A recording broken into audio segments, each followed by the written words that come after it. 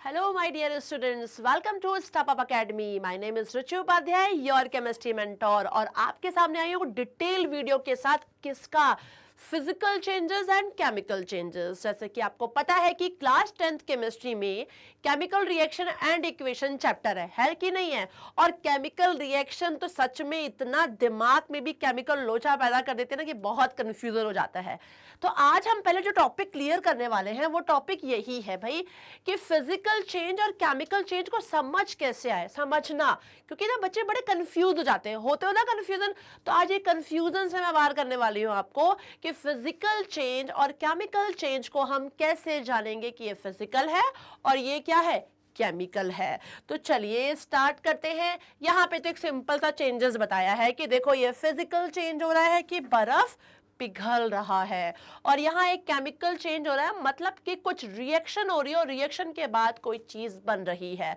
तो ये भी दिमाग में नहीं घुसा ना, नहीं घुसने वाला, मुझे पता है, क्योंकि पहले हम जानेंगे नहीं तो समझ में कहां से आएगा। तो पहले हम क्या जानेंगे कि है क्या फिजिकल चेंज। तो देखिए यहाँ पे सामने दिया हुआ है एक अच्छा सा छोटा सा डेफिनेशन के टाइम में कि those changes in which only the physical property of the substance changes. क्या चेंज होगी? Only and only physical property, ठीक है ना। कोई केमिकल प्रॉपर्टी चेंज नहीं हो रही है। क्या चेंज हो रही है? फिजिकल प्रॉपर्टी चेंज हो रही है, और कोई नया सब्सटेंस नहीं बनेगा, ठीक है ना। देखिए यहाँ पे लिखा है और changes but no new substances are formed. मतलब यहाँ पर फिजिकल प्रॉपर्टी तो चेंज होगी लेकिन कोई नया सब्सटेंस नहीं बन रहा है, ठीक है ना। सब्सटेंस में कोई चेंजेस आपको नहीं दिखने वाले हैं, और ऐसे चेंजेस को हम क्या बोलते हैं? फिजिकल। तो क्या समझ में आया कि फिजिकल प्रॉपर्टी क्या है? मतलब कि टेम्पररी प्रॉपर्टी है। ये तो मुझे समझ में आया कि जिसमें भैया सिर्फ फिजिकल प्रॉपर्टी चेंज हो रही है। पानी से बर्फ बना, बर्फ से वेपर में गया, फिर चेंजेस किया, अब चेंज स्टेट होता जा रहा है। सॉलिड से मेल्ट, मेल्ट से वेपर फॉर्म में, फिर मेल्ट हो गया, फिर सॉलिड। मतलब अपने को ऐसे फिजिकल चेंजेस हमें दिखाई पड़ रहे हैं। स्टेट चेंज हो रहे हैं, फिजिकल प्रॉपर्टी चेंज हो रही है, बट उनकी कोई केमिकल प्रॉपर्टी चेंज नहीं हो रही, कोई न्यू सब्सटेंस नहीं बन रहा है। ये चीज क्लियर हो रहा है। तो यहाँ पे भी हमको यही चीज दिख रहा है, दिख रहा है ना। अब देखिए यहाँ पे आपके सामने बर्फ दिख रही है, और बर्फ क्या हो रही है? देखिए पिघल रही है। बड़े ध्यान से देख लीजिए आप लोग, तो आपको ये दिखाई पड़ रहा है ये क्या है? ये फिजिकल चेंजेस है, मतलब कि बर्फ का पिघलना। यहाँ पर क्या है? ये फिजिकल प्रॉपर्टी चेंज हो रही है, कोई केमिकल प्रॉपर्टी चेंज नहीं हो रही है। अरे तुम यहाँ कैसे? अरे भाई कैसे? गुड इवनिंग, ज्वाइन कर। वाओ वेरी नाइस, मतलब तुम स्टूडेंट बन गए हमारे स्टेप अप के। ओके, फिजिकल चेंज पढ़ा रही थी मैं आज। तुम्हारा जो कंफ्यूजन था क्लियर हो गया है? वो क्लियर हो गया। मेल्टिंग ऑफ कैंडल ना, हाँ, फिजिकल चेंज वो मेरे को समझ में आ गया। मैं मतलब मेल्टिंग ऑफ कैंडल क्या है? फिजिकल चेंज है। हमारे पवन को बहुत कंफ्यूजन था melting of candle and burning of candle कि इसमें फिजिकल चेंज कौन है और केमिकल चेंज कौन है। मतलब आज क्लियर हो गया फिजिकल चेंज क्या है। अभी मैं बहुत सारे एग्जांपल और करवाने वाली हूँ, ध्यान से सुनते जाओ, तुम्हारा फिजिकल चेंज में बहुत सारे एग्जांपल समझ में आएंगे। ओके चलो ठीक है। ओके, तो आपने देखा कि पवन को भी समझ में आ गया कि फिजिकल चेंज क्या होते हैं, जिसमें फिजिकल प्रॉपर्टी चेंज होती है, कोई नया सब्सटेंस नहीं बनता है। चलिए हम देख लेते हैं इसमें कुछ सिंपल से पहले एग्जांपल से पहले कैरेक्टरिस्टिक्स देख लेते हैं इसकी प्रॉपर्टी की। आपको यदि फिजिकल चेंजेस जानना है तो कुछ प्रॉपर्टीज आपको अपने दिमाग में रखनी होगी। जैसे कि ये एक टेम्पररी चेंज है। क्या है? टेम्पररी है, ये कोई परमानेंट चेंज नहीं है। आपको खुद पता है कि पानी से बर्फ का बनना, ओके, और आपने क्या किया? बर्फ को छोड़ दिया तो फिर से वो पानी में कन्वर्ट हो जाएगा। It is a temporary change, है ना। ये कोई परमानेंट चेंज नहीं है कि एक बार बन गया तो फिर कोई नया नहीं बनने वाला है। नहीं भाई, ये आपका टेम्पररी चेंज है, इसमें चेंजेस बार बार हो सकते हैं। Okay, there is a change in physical property of a substance. मतलब कि मैं ये पहले भी बता चुकी हूँ कि इसमें क्या चेंज होगा? फिजिकल प्रॉपर्टी चेंज होगा। Okay, the composition substance does not change. मतलब जो भी कॉम्पोजिशन है वो भी इसमें चेंज नहीं होने वाला है। No new substance are produce, जैसे कि मैं आपको बता चुकी, कोई नया सब्सटेंस इसमें नहीं बनता है। This change can be easily reverse, ये बहुत ही इजिली रिवर्स होता है। समझ में आ रहा है पवन? क्या समझा रही हूँ मैं? उसके बाद there is no energy change, कोई एनर्जी में भी चेंजेस नहीं हो रहे हैं। उसके साथ साथ there is no change in mass. मतलब फिजिकल चेंज को जानने के लिए आपको ये सारी प्रॉपर्टीज को अपने दिमाग में रखनी है। चलिए आगे देख लेते हैं। पवन अब यहाँ पे देखिए, पवन एक एग्जांपल भी आपको दिख रहा है और आप लोग भी देखिए कि क्या एग्जांपल है। वही सिंपल से एग्जांपल है, dissolution of sugar in water. पानी में आप मिला रहे हो चीनी को, है ना, और देखिए यहाँ पे कंप्लीट सोल्यूशन बन गया है। तो यहाँ पे ये सोल्यूशन बन गया है, ये क्या है, ये भी एक फिजिकल चेंज है। इसे भी हम क्या बोलेंगे, फिजिकल चेंज है। ये कोई केमिकल चेंज नहीं हुआ है, कोई नया चीज नहीं बना है भाई इसमें, ठीक है ना। तो इसको भी हम क्या बोलेंगे, फिजिकल चेंज। इसके बारे में डिस्क्रिप्शन में दिया हुआ है, आप देख लीजिएगा। फिर लिखा है मैग्नेटाइजेशन ऑफ आयरन। देखिए आपके सामने क्या है, एक सॉफ्ट आयरन बार है, ओके इसमें कॉपर की वायर देखिए लपेटी हुई है, ओके और हमने क्या किया, इलेक्ट्रिसिटी पास की। जैसे ही इसमें इलेक्ट्रिसिटी दी गई तो क्या हुआ, करंट जाने लगा। अब करंट कैसे जाएगा, थ्रू वायर जाएगा। जैसे ही करंट थ्रू वायर जाता है, ये देखिए यहां पड़े हैं ये नेल्स, ठीक है ना, ये नेल्स जो पड़े हुए हैं ये सब चिपकने लगेंगे, किससे, हमारे ये सॉफ्ट आयरन बार से चिपकने लगेंगे जैसे ही इसमें करंट हमने पास की। लेकिन जैसे स्विच ऑफ किया, करंट की सप्लाई बंद हुई, ये फिर से क्या आ जाएंगे, नीचे आ जाएंगे। तो ये भी क्या है पवन, फिजिकल चेंज, ओके तो ये फिजिकल चेंज है। यहाँ पे देखिए, यहाँ पे ये एग्जांपल में दिया है डिस्क्रिप्शन में, फ्रीजिंग ऑफ वाटर, ये तो आपको पता ही है कि पानी से बर्फ, बर्फ से पानी, हमें खुद पता है कि यहाँ पे फिजिकल प्रॉपर्टी ही चेंज हो रही है, यहाँ कोई नया सब्सटेंस नहीं बन रहा है। तो यहाँ भी लिखा है take some water at place it in refrigerator to get ice, हमें क्या चाहिए होता है, बर्फ चाहिए।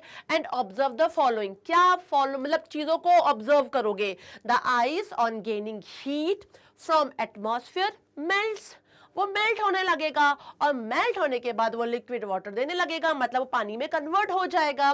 Therefore it is temporary change, it is not a permanent change. तो आपको ये चीजें समझ में आ गई है, कोई कलर चेंज नहीं हो रहा है, कोई नया सब्सटेंस नहीं बन रहा है, ना ही उसके मास में चेंज हो रहा है। तो ये सब किस में आएंगे हमारी, ये सब हमारी फिजिकल चेंजेस में आएंगी। चलिए अब बहुत सारे और भी एग्जाम्पल हैं जो हमारे दिमाग में हमें क्या करना है, डाल लेना है, ओके जैसे कि मेल्टिंग ऑफ वैक्स, मतलब कि कैंडल भी मैंने बताया, अभी पवन ने भी बताया कि मोमबत्ती का पिघलना क्या है, फिजिकल चेंज है। मेल्टिंग ऑफ बटर, बर्फ पिघलता है, वो भी क्या है, फिजिकल चेंज है। Ringing of an electric bell, ring किया बंद किया, रिंग किया बंद किया, तो ये भी क्या है, फिजिकल चेंज है। Expansion and contraction of substances, ठीक है, एक्सपेंशन हो रहा है या कॉन्ट्रैक्शन हो रहा है, तो ये भी क्या है, एक फिजिकल चेंज है भाई। Then sublimation of iodine, okay iodine का जो सब्लिमेशन का प्रोसेस होता है, करके भी दिखा देंगे एक बार प्रैक्टिकल आपको, ये भी क्या है। वैसे भी मेरी केमिकल लोचा सीरीज चल रही है ना, तो बहुत सारे एक्सपेरिमेंट मैं करते ही रहने वाली हूँ, तो उसमें आपको सब्लिमेशन ऑफ आयोडीन भी दिखा दूंगी। तो ये भी क्या है, ये भी एक फिजिकल चेंज है। Then dissolution of sodium chloride in water, जब शुगर पानी में पूरा का पूरा डिसॉल्व हो गया, ऐसे ही सिंपल सा देखिए NaCl का भी है। इवेपोरेशन ऑफ वाटर, ठीक है, वाटर का इवेपोरेशन भी क्या है, फिजिकल चेंज है। कपड़े सुखाते हैं, कपड़ों को धोया और टांग दिया और थोड़ी देर में वो सूख जाता है ना, it is also a evaporation, ये भी क्या है, इवेपोरेशन है। बल्ब जल रहा है, बुझ रहा है, जल रहा है, बुझ रहा है। मैंने पवन से भी ये क्वेश्चन किया था, आप लोगों से भी ये क्वेश्चन था, पवन भी बड़ा कंफ्यूज था, फिजिकल की केमिकल।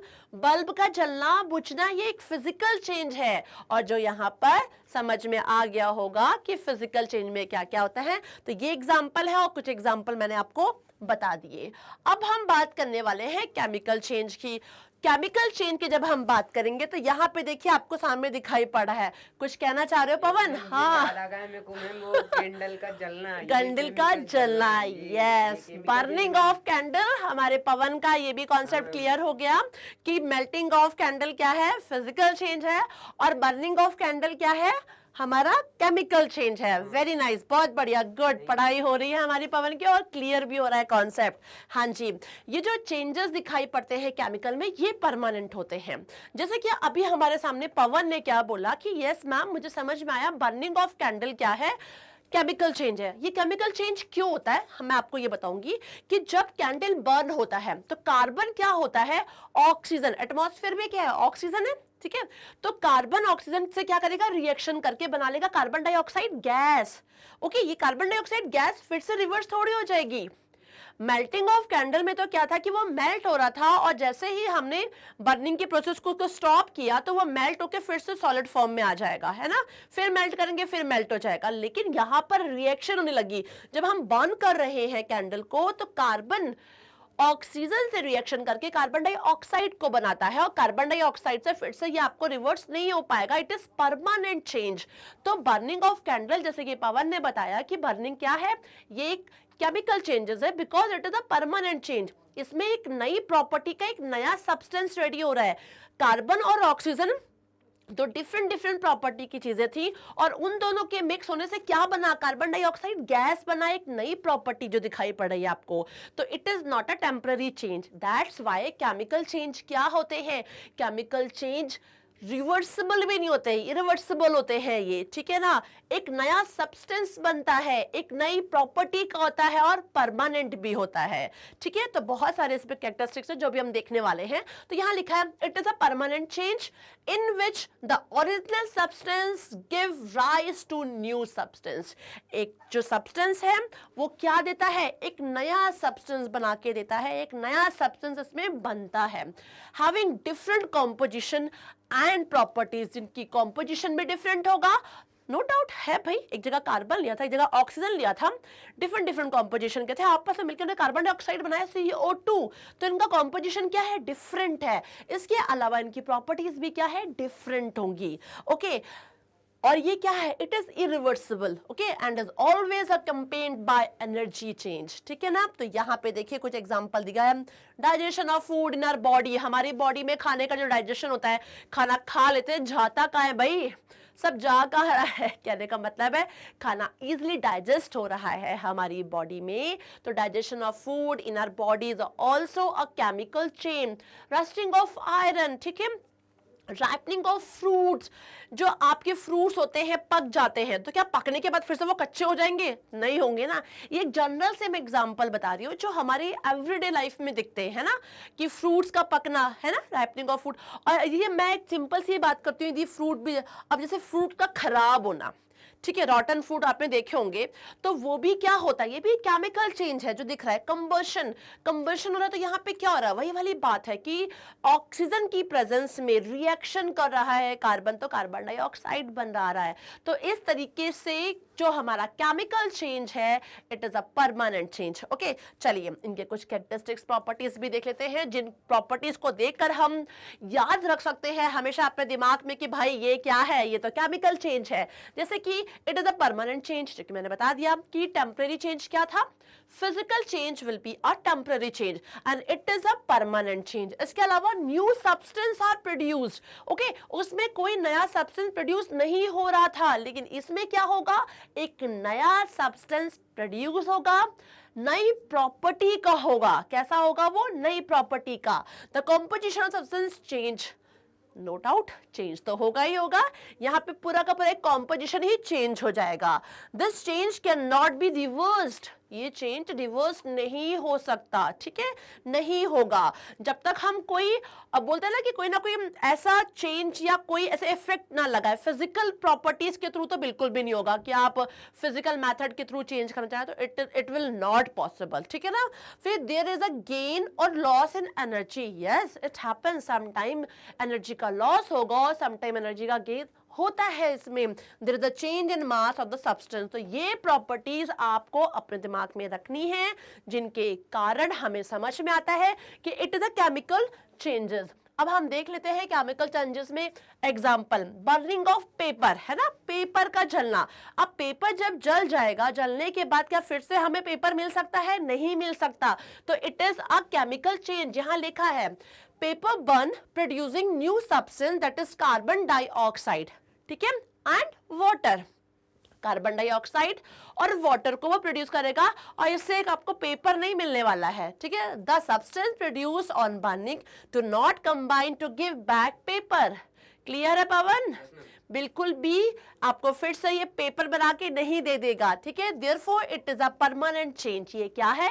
एक परमानेंट चेंज है, बिकॉज इसकी प्रॉपर्टी भी पूरी की पूरी क्या हो गई है? चेंज हो चुकी है।